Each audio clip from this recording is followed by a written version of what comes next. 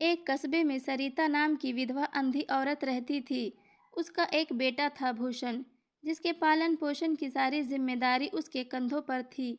वह अपने बेटे को पढ़ा लिखा कर एक बहुत बड़ा आदमी बनाना चाहती थी, इसलिए उसने उसका दाखिला कस्बे के सबसे अच्छे स्कूल में किया। वह दिन रात मेहनत करती, लोगों के घर के बर्तन मांजती, ताकि बेटे की स्कूल की फीस दे सके, उसे अच्छा जीवन दे सके। स्कूल के बच्चे उसकी माँ के बारे में जानते थे। वे सब उसे अंधी का बेटा कहकर चिढ़ाते थे। भूषण इससे बहुत परेशान था। उसे अपनी माँ पर शर्म आने लगी थी। वह उसके साथ कहीं भी आने जाने से कतराने लगा था और पढ़ाई करते रहता। पढ़ाई की आवाज़ सुनकर सरिता मन ही मन बहुत खुश होती। जब उसका बेटा बड़ा हुआ तो उसकी शहर में अच्छी नौकरी लग गई। उसने अपनी माँ से वादा किया कि शहर में सेटल होकर वह उसे लेने आएगा। लेकिन वह शहर गया, पर उसे कई दिन बीत गए, पर वापस नहीं आया। उसकी अंधी माँ उसका इंतज़ार करती रहती।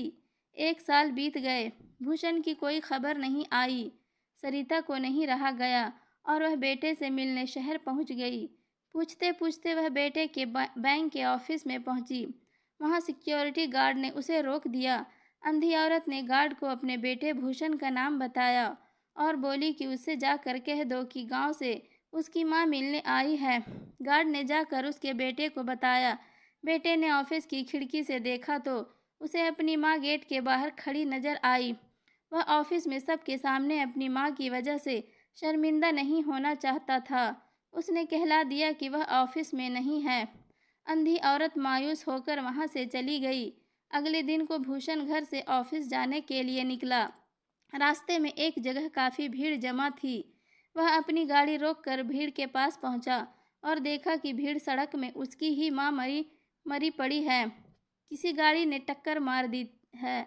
उसके हाथ में एक चिट्ठी थी, जिसमें लिखा था, बेटा बहुत दिन बीत गए थे, तेरी कोई खबर नहीं मिली, इसलिए तेरा पता पूछते हुए तुझसे मिलने चली आई। तू तो अब बड़ा आदमी बन गया है। तुझसे मिलना अब शायद मुझ गरीब की किस्मत में नहीं, लेकिन मैं बहुत खुश हूँ तेरे लिए। तूने अपना ही नहीं मेरा सपना भी पूरा किया। अफसोस है कि तेरी तरक्की देख नहीं सकती।